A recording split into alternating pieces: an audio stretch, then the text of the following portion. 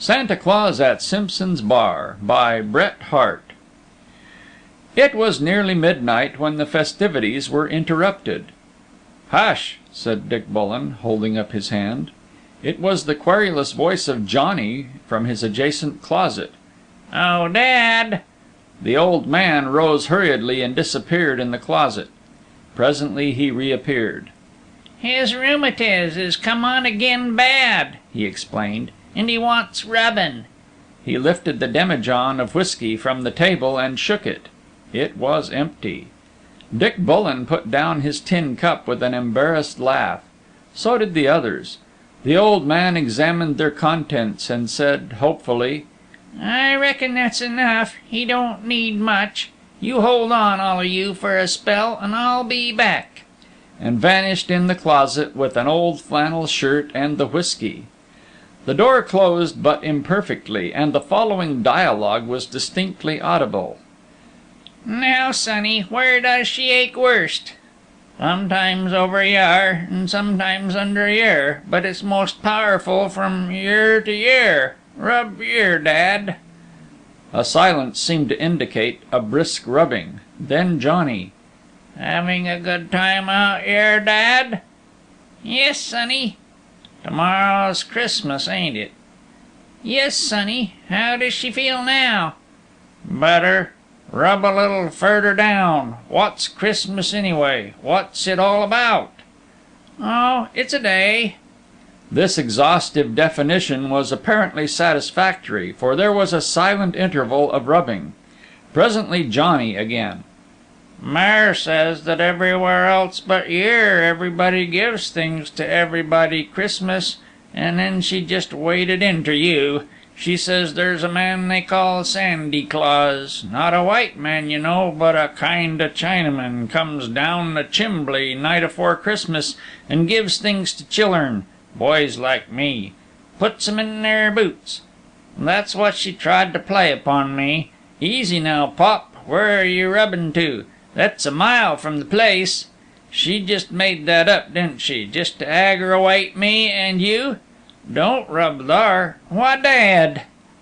In the great quiet that seemed to have fallen upon the house, the sigh of the near pines and the drip of leaves without was very distinct.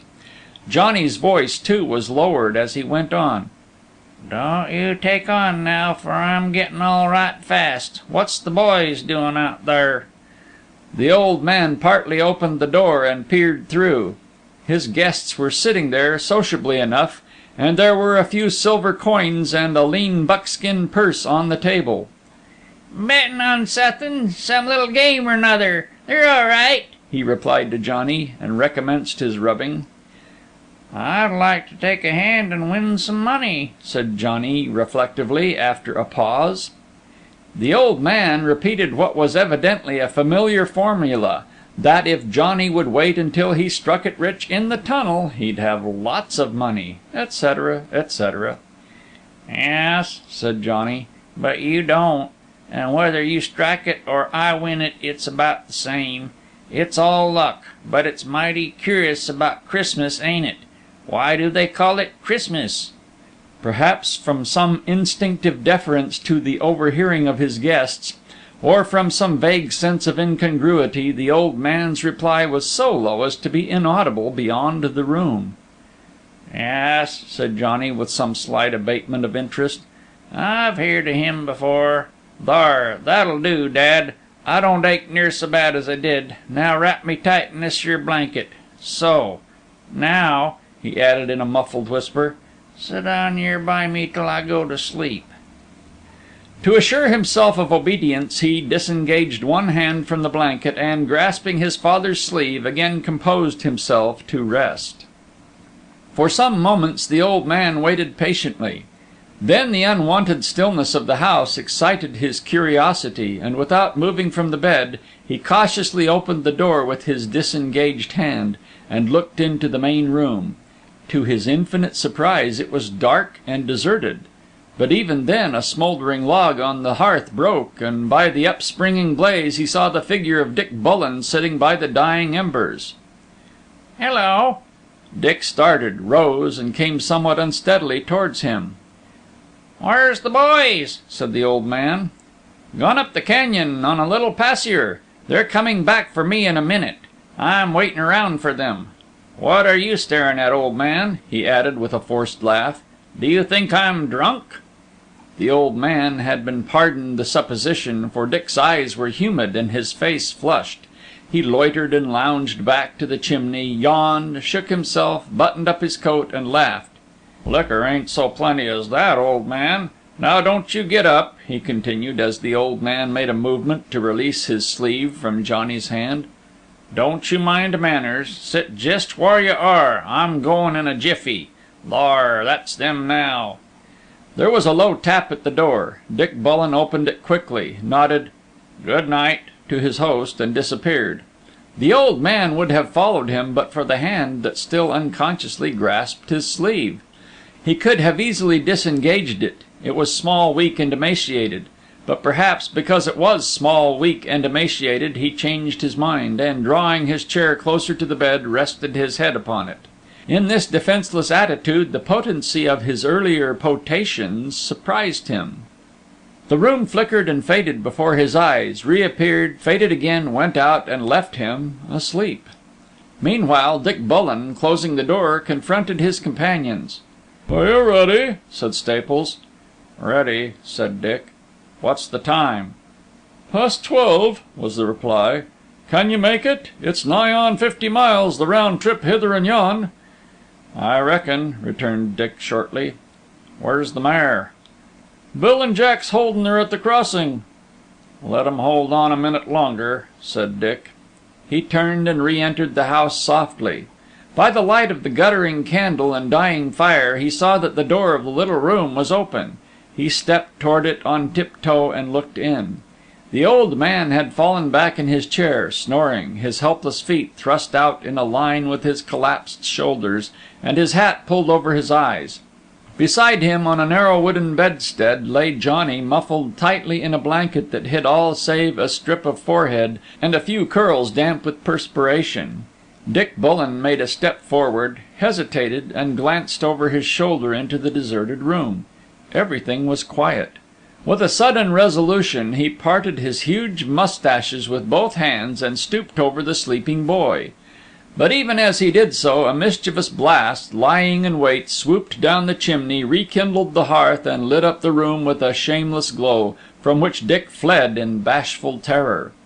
His companions were already waiting for him at the crossing. Two of them were struggling in the darkness with some strange misshapen bulk, which, as Dick came nearer, took the semblance of a great yellow horse. It was the mare. She was not a pretty picture. From her Roman nose to her rising haunches, from her arched spine hidden by the stiff machilas of a Mexican saddle, to her thick, straight, bony legs, there was not a line of equine grace. In her half-blind but wholly vicious white eyes, in her protruding underlip, in her monstrous colour, there was nothing but ugliness and vice. "Now then," said Staples, "stand clear of her heels, boy, and up with you. Don't miss your first bolt of her mane, and mind you get your off stirrup quick. Ready?" There was a leap, a scrambling, a bound, a wild retreat of the crowd, a circle of flying hooves, two springless leaps that jarred the earth, a rapid play and jingle of spurs, a plunge, and then the voice of Dick somewhere in the darkness. "All right." "Don't take the lower road back unless you're pushed hard for time. Don't hold her in downhill. We'll be at the ford at 5. Glang, hoopa, mula, go!" A splash, a spark struck from the ledge in the road, a clatter in the rocky cut beyond, and Dick was gone. Sing, O Muse, the ride of Richard Bullen. Sing, O Muse of chivalrous men, the sacred quest, the doughty deeds, the battery of low churls, the fearsome ride and gruesome perils of the flower of Simpson's bar. Alack, she is dainty, this Muse. She will have none of this bucking brute and swaggering, ragged rider, and I must fain follow him in prose afoot. It was 1 o'clock, and yet he had only gained Rattlesnake Hill. For in that time Jovita had rehearsed to him all her imperfections and practised all her vices. Thrice had she stumbled, Twice had she thrown up her Roman nose in a straight line with the reins, and, resisting bit and spurs, struck out madly across country.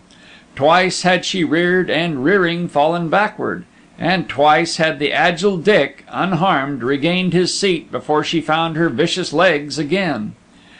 And a mile beyond them, at the foot of a long hill, was Rattlesnake Creek.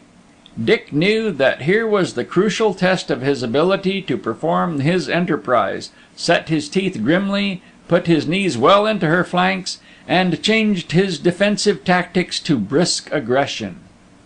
Bullied and maddened, Jovita began the descent of the hill. Here the artful Richard pretended to hold her in with ostentatious objurgation and well-feigned cries of alarm. It is unnecessary to add that Jovita instantly ran away. Nor need I state the time made in the descent. It is written in the chronicles of Simpson's Bar. Enough that in another moment, as it seemed to Dick, she was splashing on the overflowed banks of Rattlesnake Creek. As Dick expected, the momentum she had acquired carried her beyond the point of balking, and, holding her well together for a mighty leap, they dashed into the middle of the swiftly flowing current.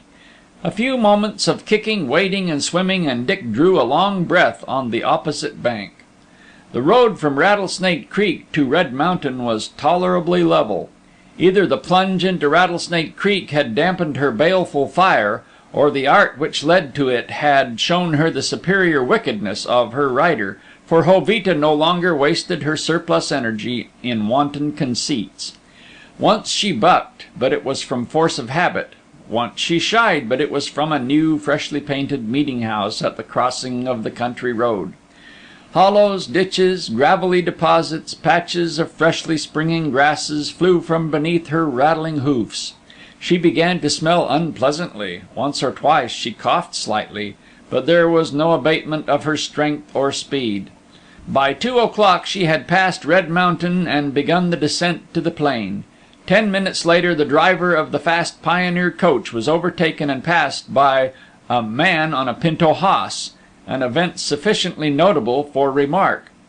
At 2:30 Dick rose in his stirrups with a great shout. Stars were glittering through the rifted clouds, and beyond him, out of the plain, rose 2 spires, a flagstaff, and a straggling line of black objects. Dick jingled his spurs and swung his riata. Jovita bounded forward, and in another moment they swept into Tuttleville and drew up before the wooden piazza of the Hotel of All Nations. What transpired that night at Tuttleville is not strictly a part of this record. Briefly I may state, however, that after Jovita had been handed over to a sleepy ostler, whom she at once kicked into unpleasant consciousness, Dick sallied out with the barkeeper for a tour of the sleeping town. Lights still gleamed from a few saloons and gambling houses, but avoiding these, they stopped before several closed shops, and by persistent tapping and judicious outcry roused the proprietors from their beds, and made them unbar the doors of their magazines and expose their wares. Sometimes they were met by curses, but oftener by interest and some concern in their needs. It was 3 o'clock before this pleasantry was given over, and with a small waterproof bag of India rubber strapped on his shoulders, Dick returned to the hotel. And then he sprang to the saddle and dashed down the lonely street and out into the lonelier plain, where presently the lights, the black line of houses, the spires, and the flagstaff sank into the earth behind him again and were lost in the distance.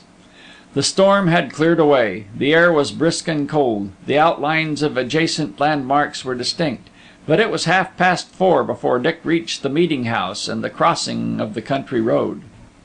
To avoid the rising grade, he had taken a longer and more circuitous road, in whose viscid mud Jovita sank fetlock deep at every bound. It was a poor preparation for a steady ascent of 5 miles more, but Jovita, gathering her legs under her, took it with her usual blind, unreasoning fury, and a half hour later reached the long level that led to Rattlesnake Creek. Another half hour would bring him to the creek. He threw the reins lightly upon the neck of the mare, chirruped to her, and began to sing. Suddenly Jovita shied with a bound that would have unseated a less practised rider. Hanging to her rein was a figure that had leaped from the bank, and at the same time from the road before her arose a shadowy horse and rider. "Throw up your hands," commanded the second apparition with an oath. Dick felt the mare tremble, quiver, and apparently sink under him. He knew what it meant, and was prepared. "Stand aside, Jack Simpson. I know you, you damned thief. Let me pass, or—" He did not finish the sentence. Jovita rose straight in the air, and with a terrific bound, throwing the figure from her bit with a single shake of her vicious head, and charged with deadly malevolence down on the impediment before her. An oath, a pistol shot, horse and highwayman rolled over in the road, and the next moment Jovita was 100 yards away. But the good right arm of her rider, shattered by a bullet, dropped helplessly at his side. Without slacking his speed, he lifted the reins to his left hand. But a few moments later he was obliged to halt and tighten the saddle girths that had slipped in the onset. This, in his crippled condition, took some time. He had no fear of pursuit, but looking up he saw that the eastern stars were already paling, and that the distant peaks had lost their ghostly whiteness, and now stood out blackly against the lighter sky. Day was upon him. Then, completely absorbed in a single idea, he forgot the pain of his wound, and, mounting again, dashed on towards Rattlesnake Creek. But now Jovita's breath came broken by gasps. Dick reeled in his saddle, and brighter grew the sky. Ride, Richard! Run, Jovita! Linger, O day! For the last few rods there was a roaring in his ears. Was it exhaustion from a loss of blood, or what? He was dazed and giddy as he swept down the hill, and did not recognize his surroundings. Had he taken the wrong road, or was this Rattlesnake Creek? It was. But the brawling creek he had swum a few hours before had risen, more than doubled its volume, and now rolled a swift and resistless river between him and Rattlesnake Hill. For the first time that night Richard's heart sank within him. The river, the mountain, the quickening east swam before his eyes. He shut them to recover his self-control. In that brief interval, by some fantastic mental process, the little room at Simpson's bar and the figures of the sleeping father and son rose upon him. He opened his eyes wildly, cast off his coat, pistol, boots, and saddle, bound his precious pack tightly to his shoulders, grasped the bare flanks of Jovita with his bared knees, and with a shout dashed into the yellow water. A cry arose from the opposite bank, as the head of a man and horse struggled for a few moments against the battling current, and then were swept away amidst uprooted trees and whirling driftwood. The old man started and woke. The fire on the hearth was dead, the candle in the outer room flickering in its socket, and somebody was rapping at the door. He opened it, but fell back with a cry before the dripping, half-naked figure that reeled against the doorpost. "Dick?" "Hush! Is he awake yet?" "No, but Dick—" "Dry up, you old fool! Get me some whiskey, quick!" The old man flew and returned with an empty bottle. Dick would have sworn, but his strength was not equal to the occasion. He staggered, caught at the handle of the door, and motioned to the old man. "There's something in the pack here for Johnny. Take it off. I can't." The old man unstrapped the pack and laid it before the exhausted man. "Open it quick." He did so with trembling fingers. It contained only a few poor toys, cheap and barbaric enough, goodness knows, but bright with paint and tinsel.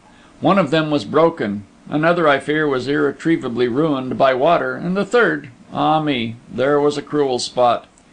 "It don't look like much, that's a fact," said Dick ruefully. "But that's the best we could do. Take him, old man, and put him in his stocking, and tell him, you know. Hold me, old man." The old man caught at his sinking figure. "Tell him," said Dick with a weak little laugh, "tell him Sandy Claus has come." And even so, bedraggled, ragged, unshaven, and unshorn, with one arm hanging helplessly at his side, Santa Claus came to Simpson's bar and fell fainting on the first threshold. The Christmas dawn came slowly after, touching the remoter peaks with the rosy warmth of ineffable love. And it looked so tenderly on Simpson's bar that the whole mountain, as if caught in a generous action, blushed to the skies. End of Santa Claus at Simpson's